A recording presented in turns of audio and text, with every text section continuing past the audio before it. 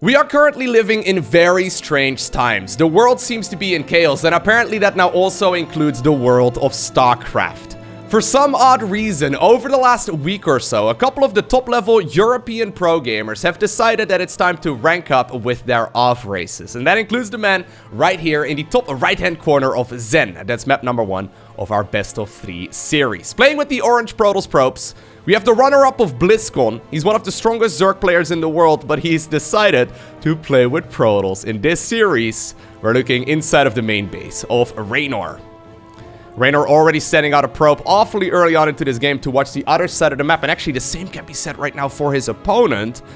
It's not normal for Zergs to scout with drones. Oh my god, I think he's gonna do one of his famous build orders. I think this has to be a proxy hatchery.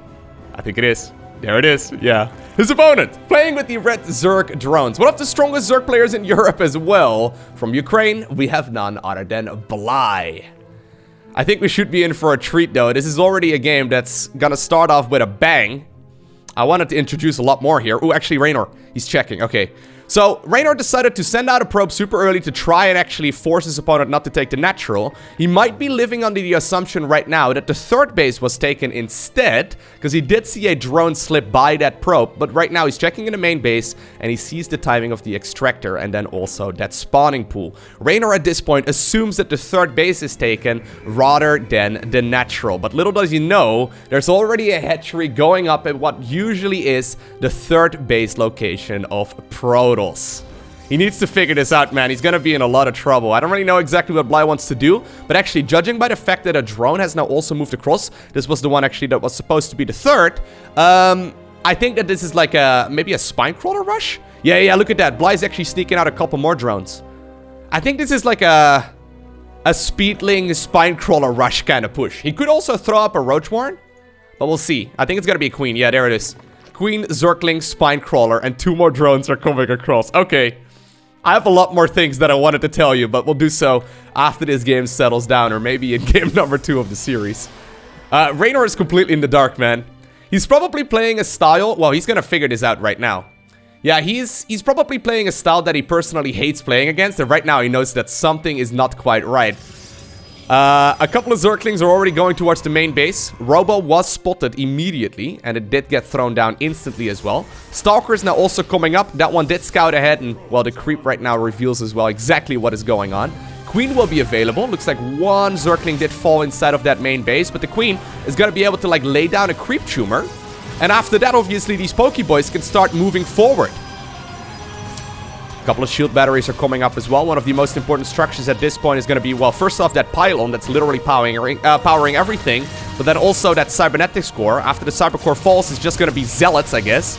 And maybe like an immortal or something, or maybe a prism. But I mean, you're not going to be able to put down any more shield batteries either after losing the cybercore. There is a backup pylon coming up. Additional Zerglings now running across the map as well. Looks like this Queen will probably end up dying. Shield batteries do finish. Pylon, secondary pylon that is, also does finish, but the tumor is done and the Pokeboys can start moving forward. Spine crawlers are gonna start working on whatever they can as well. Link speed just finished up, and I feel like we had a very quick game number 1. I can imagine Reynor must feel pretty confident playing standard macro games, right? I have no idea, but at least that's what I'm assuming. I don't really know exactly, though, how you're going to be able to play against someone of the caliber of Bly with these, like, cheeky build orders when you don't, you know, you don't have as much experience playing with the Protoss pieces. GG is called, and a very quick game number 1 goes in favor of Bly. Alrighty, so here we go. Game number 2, we find ourselves on the map Purity and Industry. Now, I just quickly looked it up. As of me making this video, Reynor is currently sitting at Grandmaster League rank 1, playing with Zerg at 7.2k MMR. He's also sitting at Grandmaster League 123 at 5.9k MMR, playing as Terran. And believe it or not, with Protoss, he's currently sitting at 6.3k MMR at Grandmaster League rank 37. That's insane. I have no idea how much Protoss this guy has played, but it can't be that much, right? I mean, obviously, he's been playing StarCraft 2 for a very long time. I can imagine he warms up with his off-races, or, you know, maybe plays a couple of games here and there every once in a while. But, I mean, what are the odds that Reynor has played more than, like, 1,000 games? Now, look at this. I love it. Bly once again decided to go for a proxy hatch, but Reynor's like, you know what, buddy? I know that you love doing this. I'm just gonna go ahead and check with a probe this time around. Now, I think he wants to try and steal the gas. Yeah, this is something that Bly can't see. He's only gonna notice after this hatchery finishes up. Yeah, he's gonna steal the gas. That's really cheeky. But anyways, 6.3k MMR with Protoss. That's like basically at like bottom line pro gamer level, okay? Like there's a bunch of very well-known pro gamers that I cast here as well that are sitting at like 6.4, 6.5k MMR on the ladder right now. The fact that Reynor apparently with very little practice can reach 6.3k, I mean, I know I sound like a massive fanboy, and that's because I am, but it's very impressive. It's something extremely difficult to achieve. Now, once again, it looks like this game is gonna start off with a bang. Bly has decided to go for a proxy hatch. I don't really know if it's specifically to get that gas, but I mean, he's gonna be in for a treat. He probably assumes that his opponent is not aware of the proxy hatch. He will know right now. That's so stupid. He clicked on it. Did you see that? That was like the quickest click on it as well. I think that was him. Maybe it was actually Reynor. But anyways, it is going to be a double gateway opener because of this. Double stalkers will be coming up. Inside of the main base of Zerg in the meantime, a little bit of gas was mined, but Bly is not going to be able to start a blink speed until right now. A Zealot is already slicing and dicing away, and a Roach Warren's coming up. Okay, so I think what Bly wants to do is do like a Roach Ravager follow-up maybe with Zerglings for support as well. It's going to be another really quick one, I think. We'll see, though. Reynor actually decides to just simply wall himself in. I think that's a smart choice. Now, hatcheries do have a lot of health. Brenda! Oh, no. Don't kill Brenda, dude. She did nothing wrong. Oh. That was a very expensive inject. That inject was worth 150 minerals. Now, Lings do finish up, though. A couple more Zerglings also finished up on the other side of the map, and they ran across. Apparently, they're going to try and just simply go back home. As, well, Reynor gets a couple more kills on those Zerglings as well. But this is already a weird game once again, too. Generally speaking, right? I feel like most people that play... so say, for example, right? I were to play my off-races. I feel pretty good with both Terran and Protoss, right? I reached Master League 1... with both Terran and Protoss last season. It was fun, right? However, the weird games are the you know, the really difficult ones to win. The ones where I'm not entirely sure exactly what my opponent is doing and you know, where I can't really gauge my position very well. Those are the games where I feel really uncomfortable. And I can imagine Reynor is probably feeling similar about this as well. Do you really want to have those stalkers out in the map at this point? Do you really know exactly at what timing link speed will finish up when your opponent goes for a proxy hatch? Probably not, right? Now, this time around, though, we do have a really big difference, as in Warp Gate is finishing up. That does mean that Protoss is going to be able to finish up these Protoss units much easier. Looks like another gateway was actually built as well, and he's actually just going to, whoa, target fire down his own pylon for a little bit. I don't necessarily know if that's the best choice. Would love to see another pylon added on here as well, just to power, you know, all of this. But the production here of Protoss is going to be pretty good. There's also a Nexus as a follow-up, so as long as Reynor manages to hold on, he's going to be in a really good spot. Now, these Ravagers, though, they're going to continuously rain down those corrosive biles to get rid of as much of this Protoss settlement as possible. And this is going to be a lot of Protoss really early on. Force fields are going to have to be on point. Now, obviously, Reynor has got some of the best Zerg micro in the world. So I think he can probably handle that, right? Actually, think about prisms. What about Reynor with warp prisms? That sounds terrifying. Lings, though, already stream into the main base. Probes now, ooh, evacuate the main base entirely. And I think that they might very well start working right here on the natural instead. Maybe not exactly the move that Bly was expecting, though. I probably would have tried to fight those Zerglings, but this is actually pretty clever. He's now just simply mining the natural instead. Okay, I like this. Not a move that most Protoss players would make. Now, with those Zerglings inside of the main base, apparently Protoss is feeling brave enough to move out. A couple of nice force fields do come down. Main Nexus, though, is starting to take a little bit of damage, and I think it might fall here as well in a little bit. Adepts, though, in the meantime, have decided that they are going to shade into the main base, get rid of those Zerglings there, and prevent the Nexus from falling. What a chaotic couple of games here already, but I love this.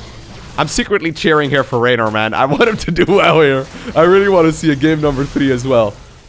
That's very selfish of me, maybe, but I want to see more of this.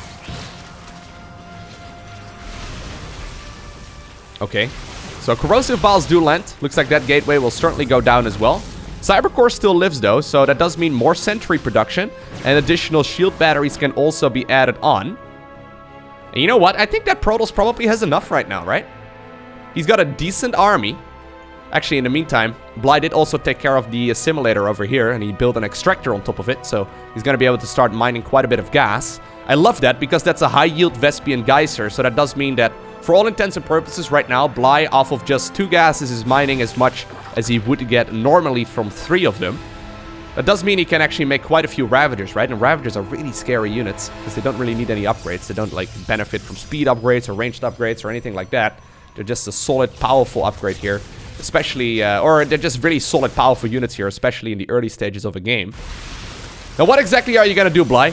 You need to make the call, my man. I feel like you're the one in the driver's seat here.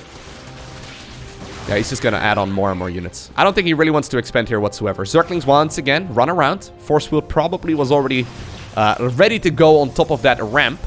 These links are kind of stuck right now, though. Okay, yeah, getting rid of the Cyber Core is a very good idea. That is just gonna be Zealots, right? Zealots really are not that scary. Adepts probably. Ooh! No, I was gonna say he's probably gonna shade those Adepts back in the main base, but good force fields there on the ramp. Cybercore does fall, but so do all of those Zerglings, and I think that Reynor is stabilizing. He thinks it apparently too, as he's adding on a few workers again. Look at that worker count, by the way, right now. Bly was ahead for the most part, but at this point he's starting to fall behind just a little bit. And small economic differences at this point in the game really add up. This is still weird, man, but actually, like, Reynor is doing an excellent job. Right? I think he's stabilized. And I think he's doing a great job just simply, you know, playing this one out right now. He's sending out a few Adepts. I feel like that might be a little bit brave. Those Zerglings are certainly going to be able to catch up with them. Cybercore being remade this time around inside of the main 2. And it's just going to be gateway production. Now, Reynor, I think he's ahead at this point. How do you transition away from this, though? Because you can't really move out, right? As soon as he moves out in his ramp, I mean, he's just going to end up getting surrounded. There's no way he can go for a push. But maybe he can try and break his own, I guess, 5th base or 4th base, whatever you want to call it. Nah, I don't think he can do that either. He needs the safety of those shield batteries. Maybe just get more workers out and just go for, like, I don't know, 8 gateways. Maybe get, like, a Twilight Council or a Robo eventually. But for now, just make more stuff and try and beat them as the game goes on. I think the move, or rather moving out right now certainly is not the correct call. Man, that's a lot of Zerg though. Zerg really can make a huge army off of a relatively small eco. And those Ravagers, they're scary units. They're so difficult to deal with. He's just raining the biles one at a time, not really utilizing them all at once. Good force fields there. Do slice off one of them. But yeah, he's very careful with using those corrosive biles, right? Not like just spraying them down, as tempting as that might be. Oh, great dodging once again. Shield battery, or rather a Stargate right now is coming up as well. So the Stargate apparently is going to be the tech of choice. That's clever. I guess one Void Ray will be able to, you know, eventually shoo all of this away. It's expensive though. Very difficult to get to. Those Stargates are not cheap structures. But it did finish right now. The main base is actually starting to run low. This is weird. I guess that Zerg likewise is going to have to send some workers from the main towards the natural here soon. If you can get a Void Ray out, there it is, yeah. If you can get a couple of Void Rays out, I mean, eventually they should be able to, like, beam down all of those Ravagers. And it's going to force the Zerg player to go back home. There's only one Queen over here too, so he doesn't really have a lot of anti-air at this section of the map. Good corrosive biles, once again, do come down. Solid dodging there as well. One sentry though, in a bit of a weird spot. Decent force fields, once more come down, slicing off a couple of these Protoss units. Or Zerg units, rather. I think this is kind of on a timer right now, though, right? Like, Bly is... Yeah, he's gonna be fighting units that he can't attack here soon. Which is a disaster. Not really a situation you want to be in. There it is. I guess he can try and lend some lucky corrosive biles, but generally speaking... Oh my god, he almost got it! No way! I was just gonna say that generally speaking doesn't happen at this level of play. Reynor probably also smiling right here. Yeah, Void Rays. They can be biled down, but it's not a very reliable source of anti-air damage, right? Alright.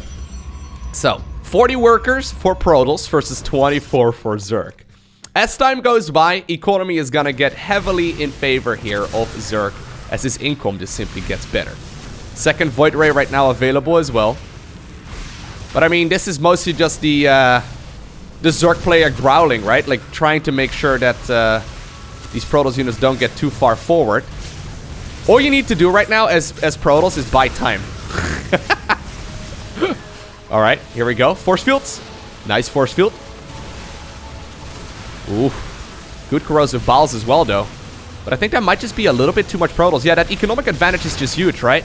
The longer that this goes on, the more stuff that Protoss can produce. And, well, as I've said many times, more stuff beats less stuff. Looks like actually he's gonna just go for the third Nexus. I love that. Yeah, it might be really tempting to try and go for the push right now and to try and go all in, but I mean, I can guarantee you that it's gonna be anti-air at home. Yeah, one shield or one spore crawler has already come up. We see a couple of queens that will be available here shortly too. Ling's actually now decided to go all the way around. Are they gonna go to the main base? Yeah, this SimCity of Protoss is so weird. But I guess it's not a bad idea. There we go. Recall into the main though. It will indeed show those Zerglings who's boss. It does mean that the natural right now is a little bit vulnerable as well, but that's tons and tons of shield batteries. In the meantime, Void Rays have made their way towards the main base, and they are going to be able to start working on that hatchery as well. Spores are not going to be able to cover that entire section. Still though, the multitasking has to be on point here, right? You cannot slow down. 10 probes end up going down there as well. Bly is doing excellent here. He's making the best of a very bad situation, but I just don't know if he's got the units here. Those shield batteries are so good. Main base in the meantime was indeed killed. A couple of drones right now also being picked off, and I think that this is pretty much all she wrote right now for Zerg. He does have another base. He does have spore crawlers there as well. Good micro there by the Protoss player, who's actually a Zerg player, who's completely, I don't know, Dark Archont out of his mind. He's being mind controlled. I don't really know exactly how this works. Oracle coming up as well. Okay, not entirely sure what the Oracle's supposed to do. Here's Brenda and her knitting crew, apparently moving forward. Yeah, so here's the thing. The natural will fall. That does mean that the proxy hatchery is going to be the only mineable location. I think the Voids might have to come home, though. They might very well be needed here very shortly. Bly knows that the Void Rays are going to be sent home as well, so he's going to be engaging here as well. This is going to be the last stand of the Zerg. Can he actually break this? Queen's obviously excellent when it comes to the anti-air. Zerglings are going to town on some of those workers. Shield batteries can only repair one of those units at a time, but it will indeed be an advantage right here for Reynor as he picks up the victory in game number 2. Alrighty, so here we go. Map number 3 of this best of 3 series. We find ourselves on Everdream. Now, I'm glad to see Bly going for these super aggressive strategies again.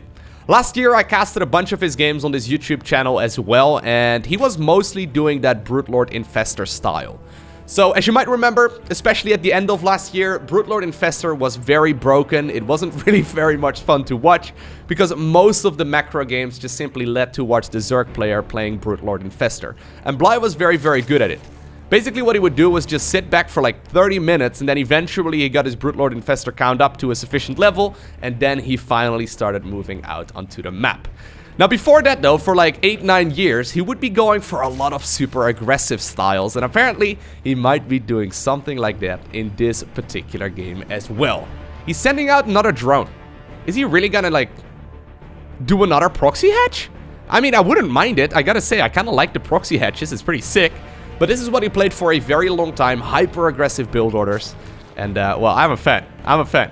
It's really scary, especially when, like, a cheesy player, or rather when a macro player is, you know, cheesy as well. I think those are the scariest players to go up against. Reynor just simply scouts the main. He's like, okay, there's no natural. I know something's not right. He's looking around right now. Question is, though, is he gonna figure out that the base in the center of the map is taken? Actually, ooh. I thought it was going to be taken, but Bly is not even taking it. Maybe he wants to go for the natural instead? Ah, I think that was the plan. Yeah, I think he might wanted to see if he could block the Nexus from going up. He had his rally point over here. I figured with the high yield gas, that was the location he was looking for once again. Okay, apparently he's gonna be satisfied just by taking one of these extractors. I've actually tried playing the style that Bly plays as well, and it's super hard. Like, you gotta be flexible, right? So, right now he's following it up with a hatchery again, but I find it really difficult to figure out how many units I need to make, and when I want to, like, add on additional units, and if you want to go for circling speed, if you want to go for a roach warren, do you, like, put a hatchery down instead of your opponent's main base? Do you put a hatch down over here? Do you put... What do you do? Like, what's the best option in all of those scenarios? It looks very easy, but it really isn't. It's very different from, like, for example, a cannon rush, which can basically always be good, assuming the opponent goes for a, you know, a hatchery early on. Anyways, I kind of want to see some Warp Prism play, man. I can imagine Warp Prisms in the hands of Reynor. They must be very scary. Here's the Adept. Ooh, nice move there, actually. That was really sexy. Zealot almost ended up getting surrounded there, but it just barely got away. Now, this is a pain, though. For those of you that play Protoss, you know how annoying losing that one assimilator in the main base is, because you're just going to be so low on gas. Reynor does have enough gas right now to start up, I guess, like a Stargate if he really wants to, but I don't really know necessarily if that's the best choice. Ooh, Zealot. Ooh, it's greased up in Vaseline. For some reason, it still did not get surrounded. Now it might go down. Yeah, it will end up going down here. In the meantime, though, one Adept did shade across the map. That one right now also spotted the fact that roaches are now moving across, and I think this might be a bit of a tricky opener once again. You can't really follow this up with very much, right? So, if you're the Protoss player here, since that assimilator got stolen, you have to take the one in the natural instead, and you can't really go for a robo as early on as you might want to. He does have quite a bit of gas, though, at this point, but I'm starting to be a little bit worried. Last time, he did have double... looks like the Adept actually ended up falling here, too. Last time around, he did have double Gateway a little bit earlier on. I think you might want to Chrono Boost out the Cyber Core a little bit more as well, but these roaches, they can start laying down the law, and there are those Ravagers again. Ravagers, man. Scary units. They don't mess around. What are you going to bio here at this point? Just the gateway? Just get rid of the gate? Alright. Zerglings run around. I wonder how he set up his hotkeys, actually. He's very good at doing these little run-bys as well with the Zerglings and moving these two armies all at once. I guess just simply going after the pylons might actually be enough. Yeah, that's going to be the last pylon to power all of this. There's another pylon right here on the right side. There's a couple more coming up here as well. So eventually all of these Protoss structures are going to be powered again. But Reynor is not going to be able to spend very much of his money. I mean, he's desperately adding on a couple of probes. But GG is called. And Bly, with the Bly strategies, obtains the victory in this best of 3 series. That was good though, right? I mean, Reynor really held his own. Especially game number 2 was very, very impressive. If you guys are interested, I definitely can cast some more pro gamers playing their off races over the next week or so. Let me know down below in the comment section. I would love to cast more. I mean, there's a couple games available, but I think it's mostly Reynor that's playing off races. Although, Clem is also currently sitting at 6.3k MMR with Protoss on the European ladder at Grandmaster League 33. So I might be able to find some Clem replays as well of him playing some Protoss, which is insane. So Clem is even higher ranked than Reynor right now, playing his off race. That's... it's kind of sick, man. Both of them, I know I've said it many times, but both of them, so both Clem and Reynor are 17 years old. They're so good. Turns out when you play StarCraft for literally the majority of your life, you get really good at it. Who's surprised? I hope you guys enjoyed watching this video. If you did, hit that like button down below. If you want to see more, make sure you hit that subscribe button. But for now, I want to thank you for watching. Have an amazing day. Do not forget to smile, alright? And I will see you once again in the next one.